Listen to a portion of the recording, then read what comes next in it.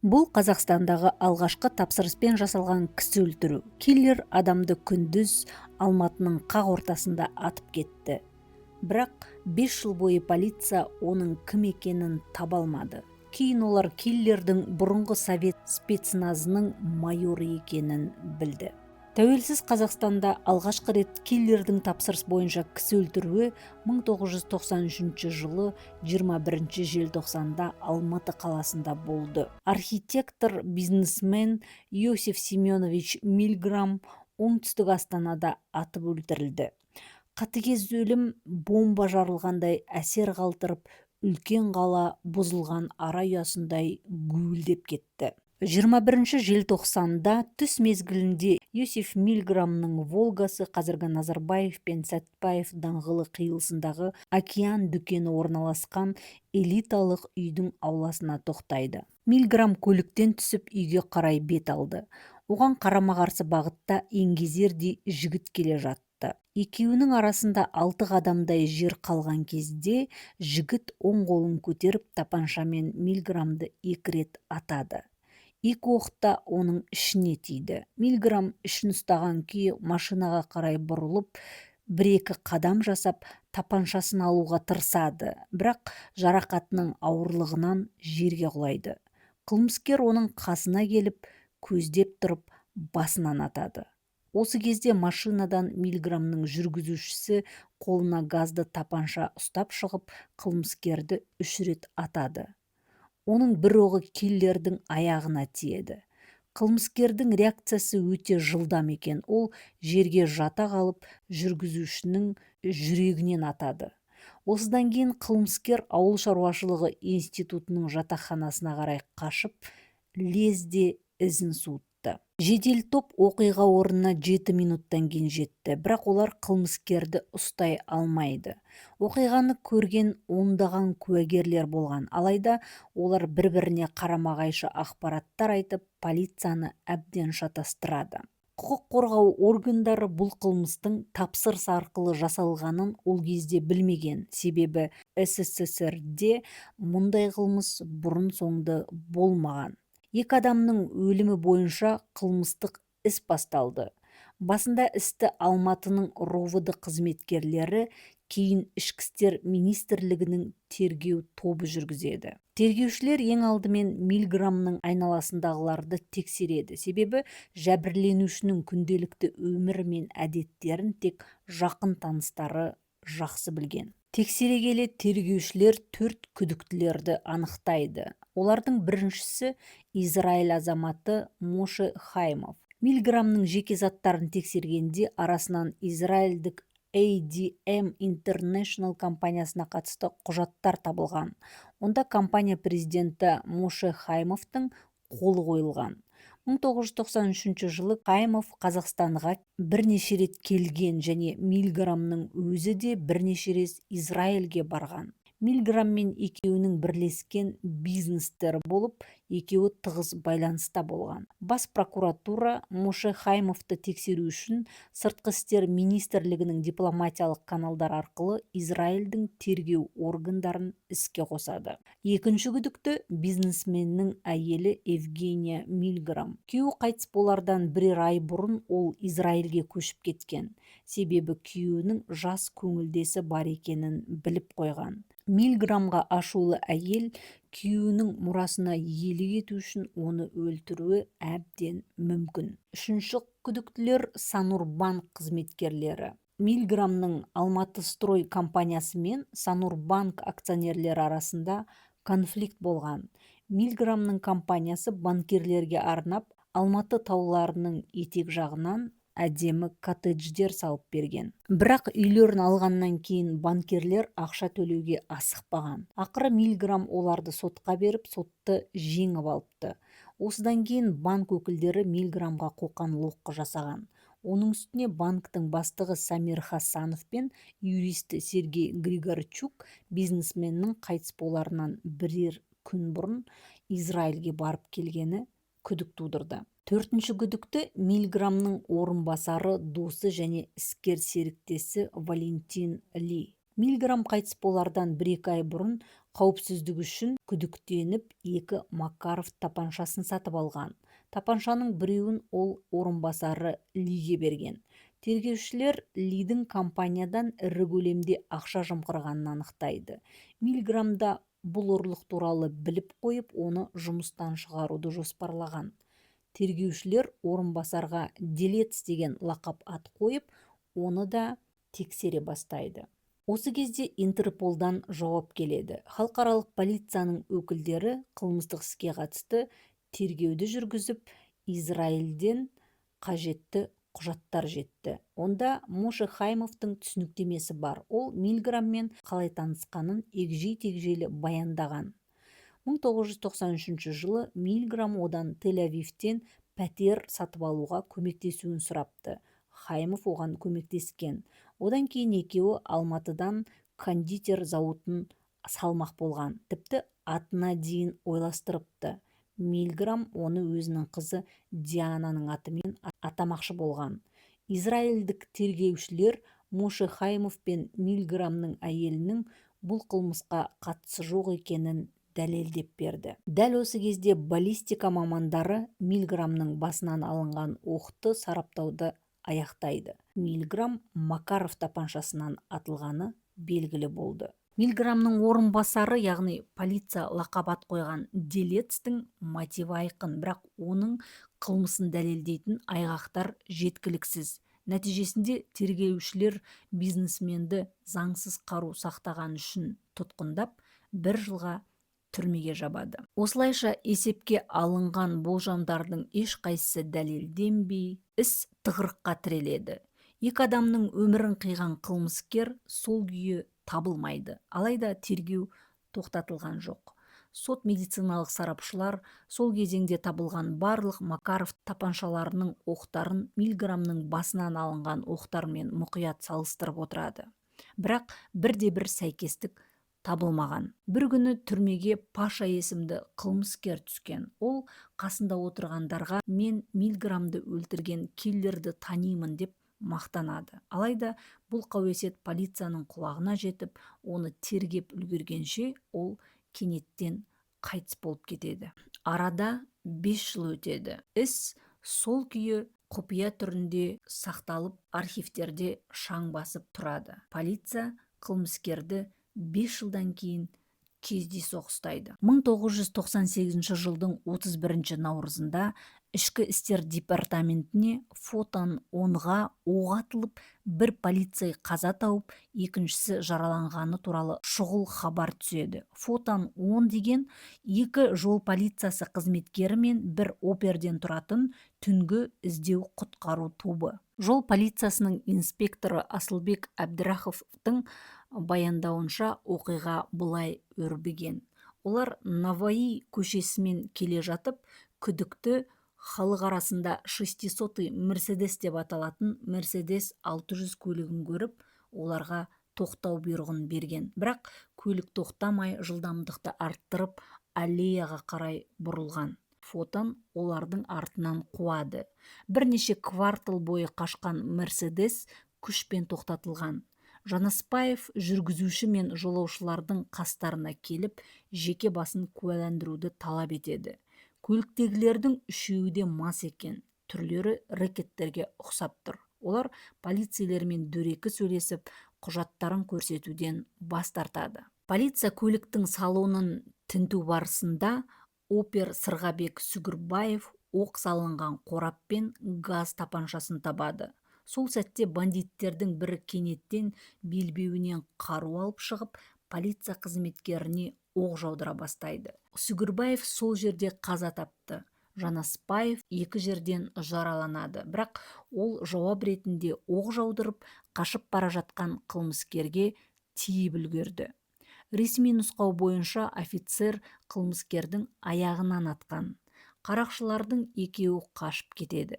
Кезекшіліктегі 3-ші офицер, жол полициясының инспекторы Асылбек Әбдірахов қарақшыны қуып жетіп ұстайды. РОВД басшысы Амантай Әубәкіров бұлардың кәсіби қылмыскерлер екенін бірден түсінікті болды деп хабарлайды. Себебі олар қаруды шебер қолданды. Олар атқан әрбір оқ нысанаға дөп тиген дейді. Сот медициналық сарапшылар екі жерінен жараланған Сырғабек Сүгірбаевты жүрегіне тікелей тиген оқтан қаза тапқанын растайды. Қызмет бабында қайтыс болған полиция қызметкері екінші дәрежелі айбын орденімен марапатталған. Қашып кеткен қарақшылар көшеде өтіп бара жатқан бір көлікті тоқтатып, жүргізушіге тапанша кезеп, оған қажет жеріне баруды бұйырып қашып кеткен. Ұсталған қылмыскер полиция бөлімшесіне бірден жеткізілді. Қала бойынша сирена ұстау жоспары жарияланып, көп ұзамай екінші қылмыскер де ұсталды. Жазаларын қысқартуға үміттенген 20 жастағы бандиттер тез арада мойындау хаттарын жазып, бандыларының басшысын атады. Басшыларының лақап аты Дрон, шын аты Андрей Шевцов екен. Олар Дронның мекен жайын айтып, екеуі де полицейді Шевцов өлтірді деп куәлік берді. Көрсетілген мекен жайға бақылау тобы бірден жіберілді. Алайда Шевцов пәтерге келген жоқ.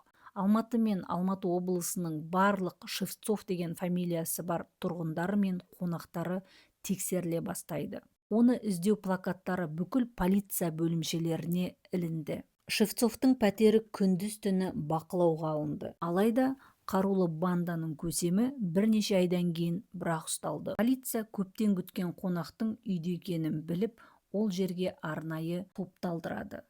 Полицейлер тобы пәтерге баса көктеп кіргенде, Шевцов тұрған жерінен төсекке қарай секіріп, жастығының астынан тапаншаны жұлып алды. Бірақ полицейлер оған оқ атуға мұрша бермей ұстап алады. Тергеу изоляторына түскен ұзын бойлы, қырағы көзді, күші көп жаңа тұтқын жауап алу кезінде бәрін жоққа шығарып, тіс жармады. Тапаншаны тауып алдым, ана екі ақымақты танымаймын дейді. Шевцов үнсіз болса да, түнгі атыс бойынша тергеу жалғаса береді. Түнгі атушылар көлігінен 9 мм-лік оқтар табылды. Бұл Макаров тапаншасының патрондары болатын. Полицейлер Шевцовтың заттарын тәркіледі. Оның блокнотынан детективтер Валентин Ли деген жазбаны көрді. Бұл полицейлер Делец деген кодтық ат берген, миллиграмның ісіндегі басты күдіктінің аты жөні. Шевцовтың дәптерінде Делецтің барлық нөмерлері жазылған. Үй, жұмыс, тіпті ұялы телефонының нөмірі де тұр. Қатыгез қылмыскер мен құрметті бизнесменнің арасын не байланыстыру мүмкін деген сұрақ тергеу тобының қызығушылығын танытты. Полицейлер Шевцовтың әйелін куәлік беруге алдырды. Олардың нәрестелері бар екен. Жас әйел шынайы куәлік берді. Ол полиция қызметкерлеріне миллиграм өлтірілген түні күйеуі үйге қан боялған киіммен аяғы жараланып келгенін мойындады. Шевцов әйеліне қашу керек екендерін айтқан. Жараны емдеп таңып болғаннан кейін ол Валентин есімді адамға қоңырау шалған. Олар соның үйіне барып түнеген. Таңертең Валентин күйеуіне қымбат Adidas спорттық костюмын беріп, содан кейін олар қоштасып, қауіпсіз жер іздеуге кеткен. Ұсталған кезде Шевцовтың үстінде сол Adidas болған. Кейінірек Шевцовтың шын фамилиясы Шевцов емес екені белгілі болды. Қарақшының төлқұжаты мен жүргізуші куәлігі жалған екен. Ол бүкіл Ресей бойынша іздеуде жүрген қашқын сотталушы Закир Салахуддинов болып шықты. Салахуддинов 1962 жылы туған Ресей азаматы. Ол КСРО қарулы күштері бас штабының бас барлау басқармасының арнайы күштерінде бұрын майор болған. Қылмыскерден тәркіленген Макаров тапаншасының баллистикалық талдау нәтижесі шықты. Детективтер бұл нәтижеге таң қалды. Қарақшының қаруы миллиграм мен оның жүргізушісін атқан Макаров тапаншасы болып шықты. Яғни Салахуддинов миллиграмды атқан киллер екені сөзсіз дәлелденді. Ал киллерді жалдаған Делец, яғни Валентин Ли. Тергеушілер Ли мен Салахуддинов арасындағы очный ставкаларды ұйымдастырды. Бизнесменнің өлімінің куәгерлері шақыртылып, олар Салахуддиновты тану процесінен өтті. Бұлтартпас дәлелдерді көрсету нәтижесінде ақыры екі қылмыскер бәрін мойындады. 90-шы жылдар жабайы кезең еді. Сол уақыттың айқын белгілерінің бірі бос дүкен сөрелері, азық-түлік талондары, кенеттен пайда болған базарлар мен рэкеттер, үлкен чемодандары бар саудагерлер, қызғылт күртеше киген жаңабайлар мен қара былғары күртеше киген тақырбасты рэкеттер еді. Миллиондаған кедей адамдар, жүздеген бай адамдар пайда болды. Бұл қиын кезеңде ақша табу үшін жоқшылықтан көп адамдар заң бұзып рэкетке айналып жатты. Йосиф Мильграм қаладағы талантты және танымал сәулетшілердің бірі еді. Сұрапыл 90-шы жылдары кәсіпкер өзінің құрылыс фирмасын ашты. Фирма біртіндеп дамып, Алматы Горстрой деп аталатын үлкен акционерлік компанияға айналды. Компания сәнді, неміс сапасындағы коттедждер салумен айналысқан. Көпшілік Иосиф Семеновичпен дос болғысы келді. Оған таңданды және оны қызғанушылар да өте көп болды. Бірақ ол өте қарапайым өмір сүрді. Оның пәтері, дачасы және Волгасы ғана болған. Жас, жұмыссыз, ақылды және амбициясы биік Валентин Ли 90-шы жылғы дүрбелеңде қандай жұмыс жасарын білмей дал болып жүрген. Ол байлықты, жақсы өмірді аңсады және соған жететін оңай жол іздеді. Валентин Лидің әпкесі Мильграмның көңілдесі еді. Мұны сәттілік деп санаған Ли әпкесі арқылы Мильграмға жұмысқа тұрды. Ли өз жұмысын жақсы атқаруға тырысты. Өзін білікті және тиімді қызметкер ретінде көрсеткісі келді. Мақсаты бастығының сеніміне ие болу еді. Ақыры Алматы Горстрой келісім шарттарын басқаратын компанияның директор қызметіне дейін өсіп, Валентин қаржылық алаяқтықпен айналыса бастаған. Мильграм бұл туралы біліп, оған шарт қояды. Не ақшаны қайтарасың, не мен полицияға барамын дейді. Қорқыныш пен ашу-ызадан зардап шеккен Валентин бастығын өлтіремін деп шешеді. Сол үшін ол киллер іздей бастайды. КСРО-ның қорғау министрлігі барлау басқармасының үздік офицерлерінің бірі майор Закир Салахуддинов қалайша қылмыскерге айналған. Ол Томскіде туып, Алматыда өскен ресейлік арнайы жасақтың сарбазы еді. Ауғанстанда соғысып келген. Майор шеніне дейін қызмет етіп жүрген Салахуддинов шырт етпе мінезінің кесірінен отставкаға кетеді. Жұмыссыз қалған офицер әр нәрсенің басын бір шалып жүріп, Томск қаласында кооператив құрып, пайда таба бастайды. Жергілікті бір қызға үйленіп, өмірі бір қалыпқа түсе бастаған. Бір күні оның үйіне тақырбас 7 рэкет басып кіріп, бәрін ұрып соғады. Олар Закирден ақша талап еткен. Оның кәрі анасын соққыға жығып, 3 бандит Закирдің көзінше әйелін зорламақшы болады. Осы сәтте Салахуддинов бандиттердің қолынан сытылып шығып, үшеуінде атып өлтірген. Сот оны 12 жылға түрмеге жабады. 3 жылдан кейін Закир анасы көз жұмып, колония әкімшілігі оған 3 күнге үйіне баруға рұқсат береді. Бірақ Закир түрмеге оралмайды. Әйелі екеуі алдымен Уфа қаласына қашып барып, ары қарай балалық шағы өткен Алматы қаласына келеді. Бірақ бірден қалаға кірмей, Қапшағай қаласының маңында Іле өзенінің бойында шатыр тігіп, балық ұстап күнелтеді. Әділетсіздіктің құрбаны Салахуддинов ақша тауып, жаңа құжаттар жасап, сол құжатпен жаңа өмір бастағысы келген. Бір күні Іле өзеніне досымен балық аулауға Валентин Ли келеді. Онда ол бір шопанның үйінде тұратын ұзын бойлы, мықты ер адамды көреді. Ол жалғыз емес, әйелімен бірге екен. Олар оттың айналасында отырып, балық сорпасын ішіп, өмір туралы әңгімелескен. Жаңа танысы Валентинге өзі туралы ашылып ештеңе айтпайды.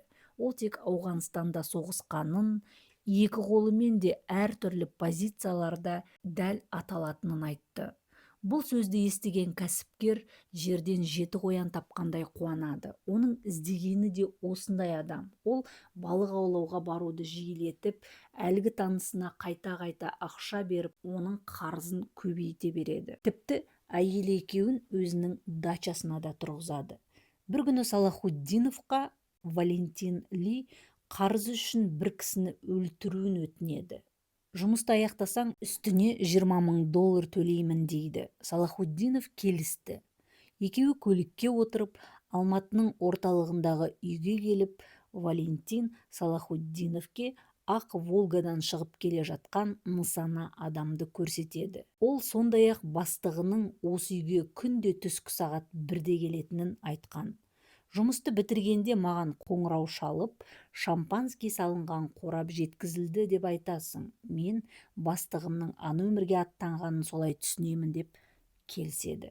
Валентин Салахуддиновке Макаров тапаншасын берген. Бірнеше күннен кейін Валентин Ли кеңсесінде отырғанда киллер оған қоңырау шалып, шампан қорабы жеткізілді дейді. Шаруа бітірген соң екеуі достық қарым-қатынасын үзбейді. Себебі Валентинге киллер тағы да қажет болуы мүмкін. Салахуддинов қарумен қоштаспайды. Ол бұрынғы спортсмендерді өзіне тартып, қылмыстық топ құрады. Қылмыстық топ коттедждер мен сәнді пәтерлерді тонаумен айналыса бастайды. Салахуддиновтың пәтерінен полицейлер алтын, күміс, зергерлік бұйымдар, бейне және аудио жабдықтар, басқа да тоналған бағалы трофейлер тапқан. 2 жыл ішінде Салахуддиншілер 15-тен астам тонау жасаған. Оларға кімді тонау керек екендігі туралы ақпаратты Валентин Ли беріп отырған. Бұл қылмыстық топтың мүшелері 7 жылдан 10 жылға дейінгі мерзімге бас бостандықтарынан айырылды. Валентин Ли кісі өлтіруді ұйымдастырғаны үшін 15 жылға бас бостандығынан айырылды. Закир Салахуддиновты сот өлім жазасына кесті. Ол 1999 жылы Алматыдағы номер 1 тергеу изоляторының жертөлесінде ату жазасынан қайтыс болды.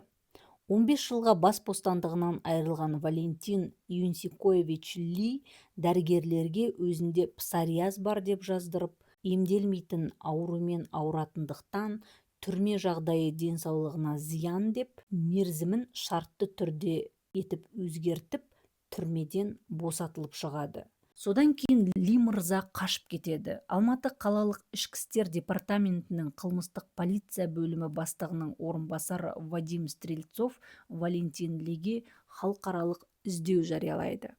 Бір күні Валентин Лиді Ыстықкөл курортының бірінде оны жеке танитын адамдар кездейсоқ байқап қалған. Олар денсаулығына байланысты мерзімінен бұрын босатылған оның жағдайының керемет екенін көріп таңғалды. Сырт келбетіне қарағанда оның өлуге деген ниеті жоқ. Керісінше, ол өмірден ләззат алып демалып жүр. Демалыстан кейін Қазақстанға оралған куәгерлер Лиді кездестіргендерін бірден құқық қорғау органдарына хабарлайды. Содан кейін тексеріс жүргізіліп, Валентин Лидің түрмеден заңсыз жолмен кеткенін анықтайды. Алайда полиция Лиді сол іздегеннен 11 жыл іздейді. Соңында ол Қырғызстанда, Бішкек қаласының маңында өзі тұрып жатқан үйде ұсталды. Ол Қырғызстанда жалған құжаттармен тұрған екен. Салахуддиновтың басқасы байластары түрмеден шығып, автомобиль саудасындағы алаяқтықпен айналыса бастайды. 90-шы жылдардың жабайы заңы ешкімді аямады. Бірі байлық пен нәпсі үшін өзіне сенген досын сатып қылмысқа барды. Екіншісі сұрапыл соғыстан аман келсе де әділетсіздікпен күресемін деп жүріп, суыққанды киллерге айналды. Бірақ бұл оқиға бізге бір ғана шындықты ұқтырды. Қылмыс қаншалықты кәсіби ұйымдастырылса да, арада қанша жыл өтсе де, әділдік түбінде орнайды. Жазадан ешкім қашып құтыла алмайды. Бұл Қазақ Крайм арнасы. Егер сізге подкаст ұнаса, видеоға лайк басып пікір қалдырыңыз. Сіздің ойыңызша Валентин Лидің түрмеден қашып кетіп, сонша жыл бойы жасырынуына кім көмектесті? Пікіріңізді комментарийда күтемін. Келесі аты шулы істерді жіберіп алмас үшін арнаға жазылып, қоңыраушаны басуды ұмытпаңыз. Өзіңізге және жақындарыңызға абай болыңыздар.